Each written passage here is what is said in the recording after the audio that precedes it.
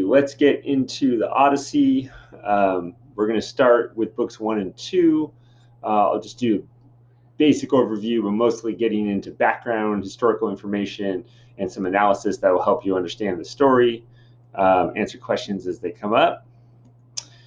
Before we get started, I should mention that the names I use might be different from the ones in your book. So if I say Zeus and you don't see a Zeus, but you may see Jove or Jupiter, probably Jove, then when I say Zeus, what I mean from the character I'm talking about in your book is Jove. If I say Poseidon, it's Neptune. If I say Hermes, it's Mercury. If I say Athena, it's Minerva. And then if I say Odysseus, and this is not the Roman name, it's the Latin name, it's Ulysses. So either one, they're the same person, same characters, but different books use the different names. So just be aware of that. I'll probably stick to the Greek names, but sometimes I flip back and forth. So try not to get confused there. And then let's just do a quick overview. Some of the characters' names are really hard to pronounce, and we're not used to them, and so you may, maybe hard to keep track of them. Also, I don't have the definitive pronunciation. Is it Telemachus or Telemachus? I don't doesn't matter to me, right? I always say Telemachus, but other teachers say Telemachus. It's not right or wrong. Maybe it is, but to me, it doesn't matter. Choose one. Okay. So, all right. Odysseus is the main character in the book. However, he's mentioned in book 1. You won't even see him until book 4. Book 4 is really book 5, maybe even. The first 4 chapters really are about his son Telemachus, and kind of him becoming, mature, coming of age, if you will. He gets help. Telemachus gets help, rather, from Athena, who's disguised as Mentes. Later on, she'll be disguised as Mentor. I don't know if they're trying to confuse us, but why did you have to choose 2 names of people that she disguises herself as? And when I say disguise, I mean she turns into that person. She's a goddess, right? She just can turn into people and sound like them and appear like them, and that's it. But why would the author choose 2 names that are really similar? But it is what it is. So first one, she's disguised as Mentes when she visits Telemachus. And then there's Penelope. That is Telemachus' mother and also Odysseus' wife. Okay. Phemius, minor character, but he's a bard. He does some singing. That's pretty typical for like the big banquets, big celebrations. You'll see this plenty. Sometimes the bards will sing songs that go on for pages, like 5 or 10 pages. And you might think, well, what does this have to do with the story? It might have similar themes or similar tone, but really it's just to show how epic all this is. There's long stories and epic, battles that are told about, and then we move on with the story. So when you get to something like that, you can kind of skim. That certainly is a way to get through some of that. Antinous is one of the suitors. We'll get into the suitors, talk about that. He seems to be kind of the leader of the suitors. He's the rudest, and you want to remember that because it's hard to keep track of all the names of the suitors, but just remember that Antinous is kind of the leader. He's really the most obnoxious one. Eurymachus is another suitor. He seems to be a little more polite of the suitors. And then Euryclea is a servant, and she's very minor in chapter 1, but in chapter 2 she comes up more, and then she'll come up more later too. But she raised Telemachus since when he was a baby. I believe that's it for the characters. Let's talk about just in general, the fact that this is an epic poem. How can you tell? Well, because 1, it starts off with the invocation of the muse, right? The very first thing every epic has to start with is the poet himself or herself calling out to one of the 7 goddesses, Zeus's daughters, that each they each not represent, but they each one of them is one of the arts, right? Is what they specialize in. And so if you're painting, you call out to the painting muse. If you're writing a poem, you call out to the muses, but the poetry muse. So that's what happens at the very beginning. Tell me, O muse, of that ingenious hero who traveled far and wide after he had sacked the famous town of Troy. Many cities did he visit, and many were the nations with whose manners and customs he was acquainted. Moreover, he suffered much by sea while trying to save his own life and bring his men safely home. Tell me, too, about all these things, O daughter of Zeus, from whatsoever source you may know them. So tell me, O muse. So the idea is that the muse is the one that's telling the story to the poet, and the poet then tells that story to us. So we're not hearing the story from the writer. This is a story straight from the gods, right? The gods are inspiring me to give you the story, right? It's like the word of God, almost. That's a little blasphemous, but not quite. Um, but that's the idea: is these epic stories. They're so epic they come from the gods themselves, right? So that's important. You could always tell you're reading an epic when you see that. Don't forget, in medias res, it happens in the middle of things. This is not the beginning of the story. This is not right after Odysseus, won the battle at Troy, and then he's just starting off. No, he's like right in the middle of his battle. It's been like years since he's been at Troy. We're going to move forward and then flash back. Okay, so we're right in the middle of things. If we started right at the beginning, it wouldn't be quite as interesting. We wouldn't have this whole thing with Telemachus and all that.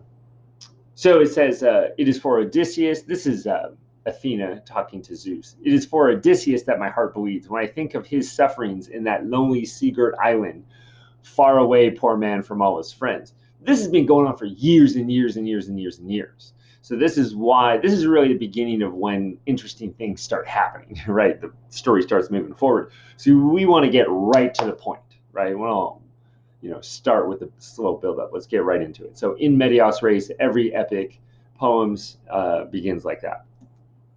And then I don't know if you could tell, I was trying to use my epic, voice. Tell me, O muse, of that ingenious hero who traveled far and wide.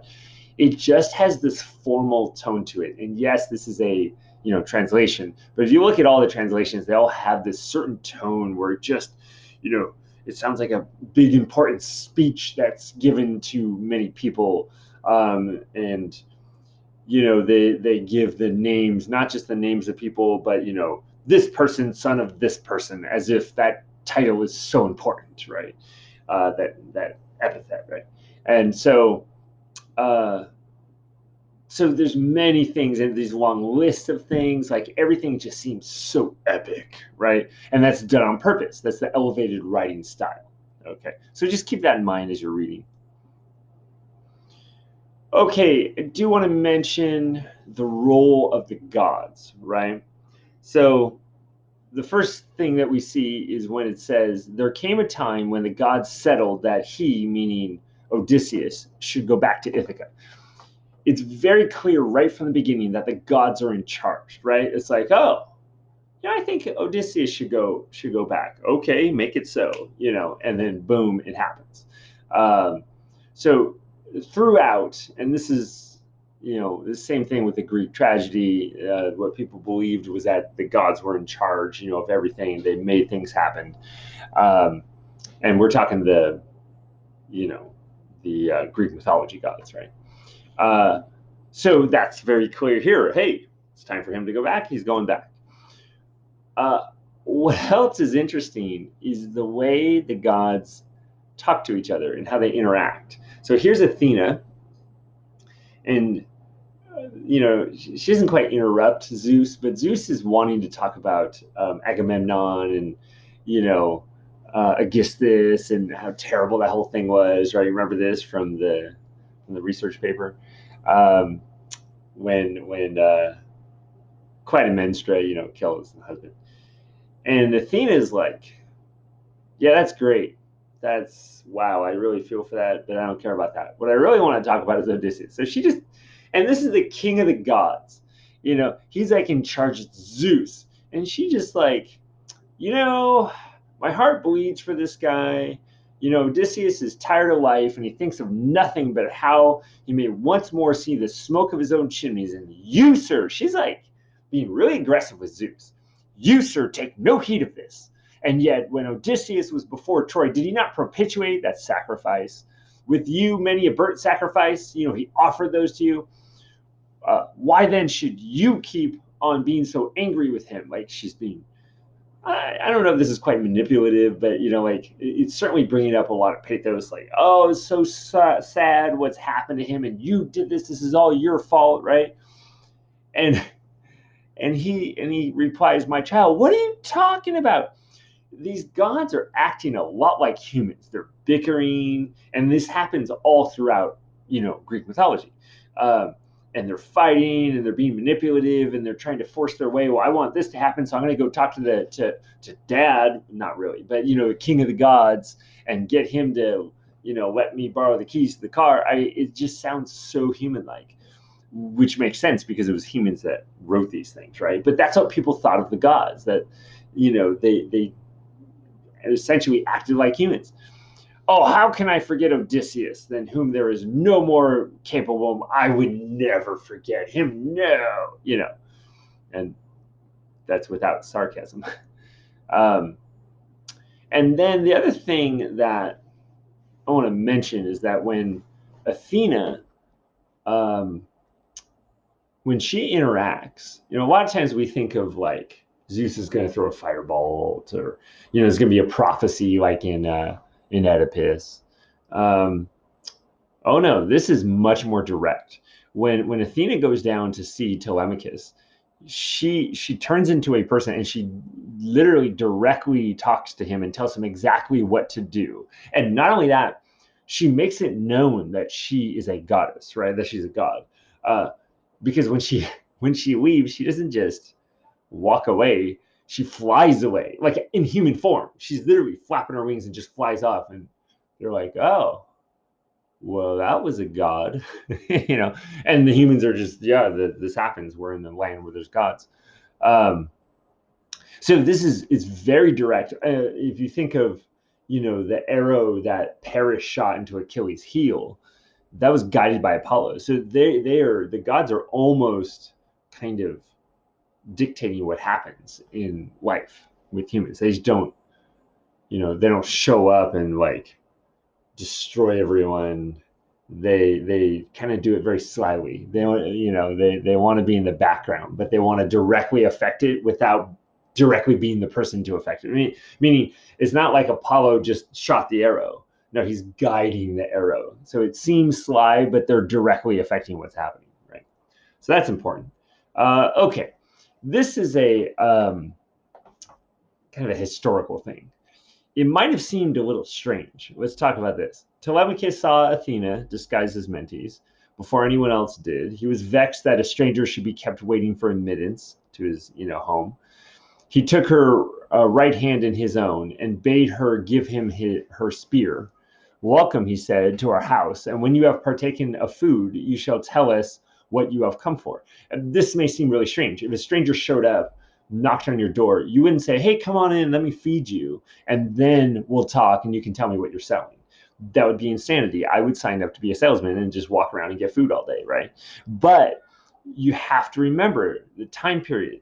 The, it's a long, thousands of years ago. We don't have technology. We don't have, heck, there aren't a lot of like villages around, right? I mean, the distance between the villages a lot of times are forever. And so if you're a wanderer, a traveler, and you don't get hospitality, you could very well die. So it was very, very much the custom. It's very important. At least it was emphasized in stories. Whether people did this or not, you know, I don't know. But you have, you know, a visitor, the right thing to do would be to accept them into your house with no questions asked. That's of course why it was also very dangerous. People would come in and then be thieves and, you know, horrible people. But a lot of times people just needed help. Otherwise they wouldn't survive. And so when you saw someone, especially someone like Telemachus, who, you know, had the means, he was very wealthy, and he could take anyone into his house and feed them with no problem. It was very important back then that people did this, and he's rewarded for it. And it also shows a juxtaposition, a contrast between him and the suitors. The suitors have no interest in anything except for their own enjoyment. So the fact that he sees someone, takes care of them, that kind of thing right away says something about him. But if you don't know that background, then it wouldn't make any sense, right? As soon as the suitors had had enough to eat, they wanted music, dancing, which are the crowning embellishments of a banquet. So they're off just partying, the complete opposite, only thinking about themselves. And it's not like they're at a wedding. I mean, this is the sort of thing. They want all the entertainment that they could have. And Athena even says, what is going on here? Is this a wedding? Think about how much weddings cost. I don't know if you're aware. I happen to be aware because I've been married. But, oh, man. And it's, months and months of planning all this stuff. And, we find out that they're just here just to ask Penelope if they'll marry them, one of them. But they're doing this day after day after day after day. And Telemachus is having to put on this giant feast and kill oxen, just to feed them and then make sure they have entertainment and all. And they're taking advantage of this hospitality. So on the one hand, it's very important to be hospitable to people. On the other hand, it's very easy, since that's the rule, to take advantage of that and make it so that, people will just feed you all the time, right? And Athena notices this as Metis and says, no one seems to be bringing any provisions of his own, and the guests, how atrociously they are behaving. What riot they make over the whole house. It is enough to disgust any respectable person who comes near them. So it was also expected that if you were a house guest, that you were a good house guest. And so this would have been absolutely atrocious behavior that would have been punishable, at least the gods would have seen it punishable by death, right? Like, these are just horrible people because they're not being polite. Politeness was like a really big thing back then, right? Okay, there's a few other customs we need to talk about. So, why can't Telemachus just stand up for himself? That's a big question, right? So the quote is, if he, meaning Odysseus, Telemachus' father, had fallen with his men before Troy, I should myself have been heir to his renown. But he is gone without leaving so much as a trace behind him, and I inherit nothing but dismay. All the principal men of Ithaca itself are eating up my house under the pretext of paying their court to my mother, who will neither point blank say that she will not marry them or bring matters to an end. So they are making havoc. So why is this all happening? Well, for one, they don't know if Odysseus is dead or not. If he had died in public and people saw it and they came back and they said, we're sorry your husband's dead, that would mean that Penelope could marry again, and that Telemachus would basically be the leader of the house if she didn't marry. If she married, then whoever the husband was would be the leader of the house. But if not, then he could take over. But since they don't know that his father's dead, it wouldn't be right of him to take over, because if he took over and then his father came back, it'd be like, oh, whoops. So you can't do that. So he doesn't have any power because he doesn't know if his father's dead. And by the way, he's not. And then as far as a mother goes, if she would marry, they could also kind of move on, but she doesn't want to because she doesn't know if he's dead or not, right?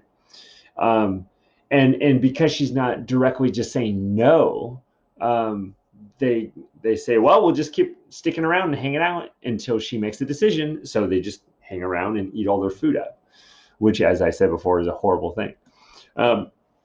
So then the other custom is that Telemachus can't just all of a sudden up and take charge, right? He's grown up, as this kid. All the suitors know him as this kid, and all of a sudden he's going to just stand up and take charge. There's certain things you have to do in order to show that you're in charge. So what Athena tells him to do, she says, first go to Pylos and ask Nestor, then go on to Sparta, ask Nestor if he knows what happened to Odysseus, your father. Then go on to Sparta and visit Menelaus, for he got home last of all the Achaeans. If you hear that your father is alive and on his way home, you can put up with the waste these suitors will make for yet another 12 months.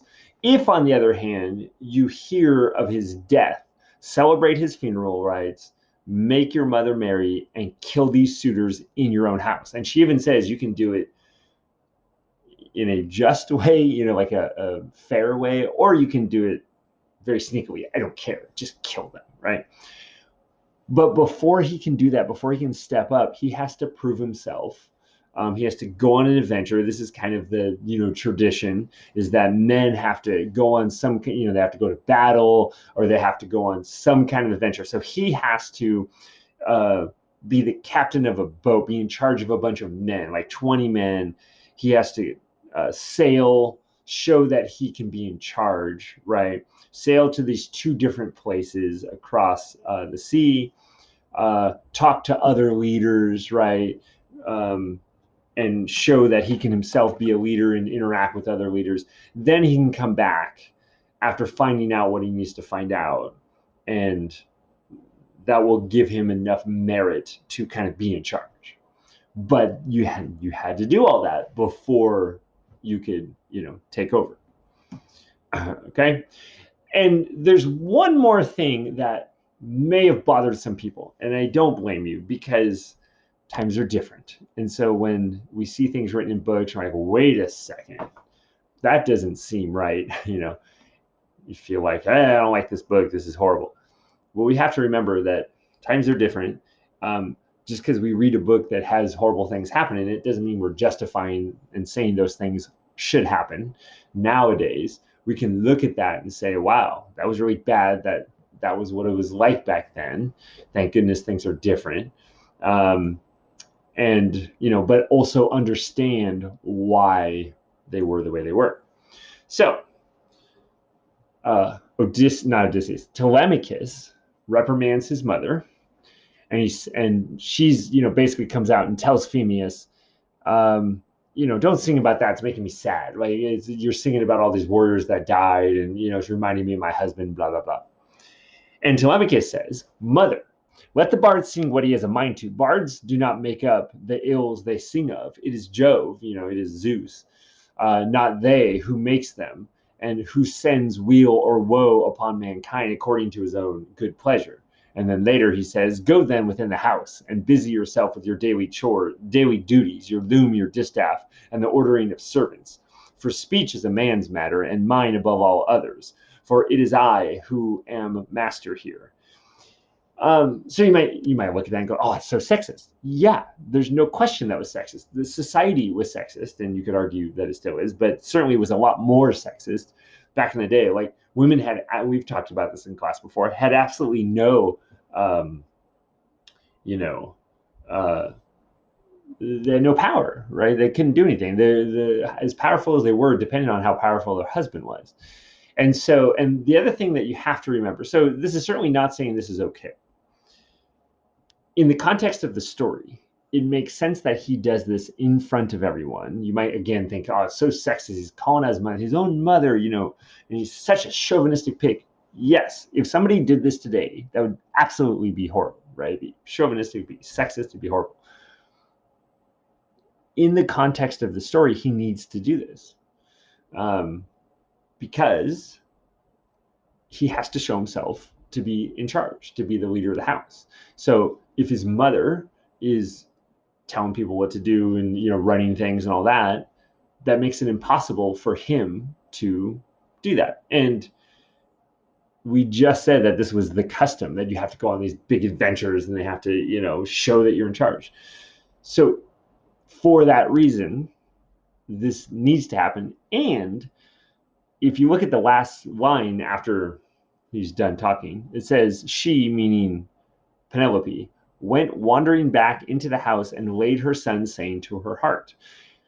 So she, because of the time period, knows that it's true, that she does need to let him kind of be in charge and do that. She knows it's the right thing to do. So she doesn't just agree with it or mutter about it and say, "Oh, I'm so angry." No, she actually takes it into her heart and believes it fully.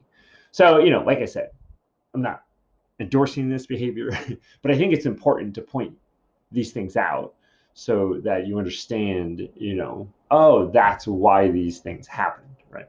Okay.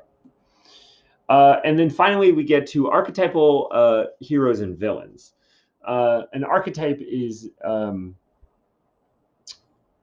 it's kind of the traditional version of it. So an archetypal hero is just the big, manly, courageous, fighting with a sword. These stories have been told for so long that this is what, in our minds, kind of a hero is. It doesn't have to be. It's just culturally what a hero looks like because of all the generations and generations of these stories. And the same thing with villains. Now this is changing. Right now, heroes are a little more complex, and they're not just the perfect specimen of manliness. Now we have female heroes, and we have more sensitive heroes, and we have all kind heroes that don't have to be physical; they can be heroes in different ways. And same thing with villains. Villains now, they're not just pure evil and that's it. They have some kind of conscience and some kind of like reason they're doing things, and um, and they may not look as villainous or horrible, that sort of thing. But the archetypal ones do, and it's because they come from this tradition of heroes and villains. So, for example, Telemachus was sitting moodily among the suitors, thinking about his brave father and how he would send them flying out of the house if he were to come home, come to his own again and be honored as in days gone by. So here, Odysseus is the hero, and this is how a hero would act. He would, forcefully, he would throw them out of the house, make them fly out of the house. It was all very aggressive, and that's what heroes were back in the day. Nowadays, it might be a little different, but that's the archetypal hero. And then you could tell immediately who the villain of the story is, at least one of them. Antinous, son of that person, said, "The gods seem to have given you lessons in bluster and tall talking. May Jove never grant you to be chief in Ithaca as your father was before you." He's just, immediately unlikable. He just, says things, and he's attacking the hero, kind of not quite giving threats, but, almost. What else he did? And you're going to see a lot more of it in the next chapter. It gets a lot worse progressively. So let's get into book 2. So, and a little bit, the first couple chapters, there's a lot of stuff I have to explain. Once we get into it, this will go a lot faster because it's more just kind of plot and things move along. So I'm not going to go over every character in the chapter. Let's just look at the ones we haven't seen yet. So Egyptius, his son died with Odysseus. We're actually going to see what happens to him. It's rather bloody. But he stands up for Telemachus before Telemachus makes his big speech. We have Halitherses. He's a prophet, an old man that can read the signs of the gods. Eurymachus is another suitor who's quite rude, not quite to the level of what's his name that we just read about, Antinous, but pretty close. He might be second in line. And he's the one that makes fun of Halitherses and says, "Oh, Odysseus died in a land far away. You should have too." It's kind of rude. But when he makes fun of him, he basically says, "Well, you don't know anything. Like the gods aren't saying that." So he has hubris. He's saying, "No, what you say the gods, say that's not true." So he's trying to defy the gods essentially. Now, Mentor, again, it's confusing because Athena disguised herself as Mentees at the beginning. Now she's going to disguise herself as Mentor. Mentor himself actually shows up for a paragraph. And then the next time we see Mentor, it's actually Athena. So, that's a little confusing too. All right, so let's finish up the whole archetypal heroes and villains thing. So this is the big speech at the beginning. Then when they were got together, Telemachus went to the place of assembly, spear in hand, not alone, for his 2 hounds went with him. Athena endowed him with the presence of such divine comeliness that all marveled at him as he went by. And when he took his place in his father's seat, even the oldest counselors made way for him. Like, this is your stereotypical, archetypal hero. Like, looks like a god. I mean, even Athena put some kind of spell in him to make him look like a god, right? And the spear and the hound looks so powerful and almost frightful. You wouldn't want to mess with him. Everyone moves out of the way. That's your typical hero, right? Uh, and then, and then when he's talking, he tells them, if, on the other hand, you elect to persist in sponging upon one man, heaven help me, but Jove shall reckon you in full. And when you fall in my father's house, there shall be no man to avenge you. And right at that moment, when he says that, Jove sends 2 eagles down. So you can imagine, like, no one will be here to avenge you. Wah! And all these eagles come flying in. I can just imagine that Zeus has a cage full of eagles, and lightning bolts, and he just, all right, let's do this. And he's like chucking the eagles, and the eagles are like looking at each other. Hey, you ready? I think we're going. Here we go. Yeah. Like, can you imagine being thrown by Zeus down towards, Earth from Mount Olympus? Like, that's just amazing. But, it's almost like when in movies somebody says something and then lightning or thunder, you hear the thunder in the background, right? And lightning strikes. Here, instead, you have 2 eagles, and so it just emphasizes, the power. I mean, this is such, when he threatens people, God shall reckon you in full. So, archetypal hero. And then again, here is Antinous. Everyone was sorry for Telemachus, and so when he, says these things, they all sat still. No one ventured to make him an angry answer, save only Antinous, who spoke thus: Telemachus, insolent braggart that you are, how dare you throw blame upon us suitors? It's your mother's fault. So he's like tricky, trying to blame someone else. He's just rude, obnoxious, and just everyone else is respectful and is quiet when they're supposed to be quiet. And he just, hey, that's your mother's fault. He's just annoying. Like, you could tell right away, right, that he's that guy. He's the villain. And then not only that, here he is ripping on Telemachus. And then the second they get back to partying, he's like, hey, Telemachus, my fine fire eater. Hey, bear no more ill blood, neither in word or deed, but eat and drink with us. Hey, come on over. Let's party. We'll get a boat for you. Whatever, man. It's cool. Like, he's so sneaky and conniving. And he's like, oh, I don't like that guy. Ooh, archetypal villain, right? All right. And then not only does Antinous, try to trick Telemachus, but the whole group of the suitors. It's not Antinous this time, doesn't say who it is. It says, another said, perhaps if Telemachus goes on board ship, he will be like his father and perish far from his friends. And in that case, we should have plenty to do, for then we can divide it. So they're just constantly scheming. What do we do if he dies? We can get the upper hand. Later, it's going to be even worse what they try to plot and do.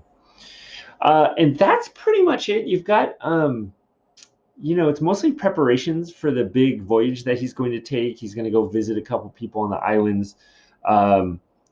Athena's really helping him out. She's making all the plans, hiring people, taking care of business as mentor.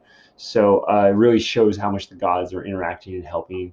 But yeah, the next 2 chapters are just going to be where he goes to visit those other people. And then once we get through with all this business, then we get to Odysseus. There's a few chapters where he's, a few things happen here and there. But then by the time we get to chapter 9, that's when the real fun adventures really kick in, and we hear about all, fighting the Cyclops and all the cool stuff. So, so stick with it. Is a little bit slow at the beginning. I think once you get to chapter 5, things are going to pick up at least a little bit here and there. So, and then we'll really get into it in chapter 9. So stick with it. If you have any questions about anything, please let me know. Thank you for watching.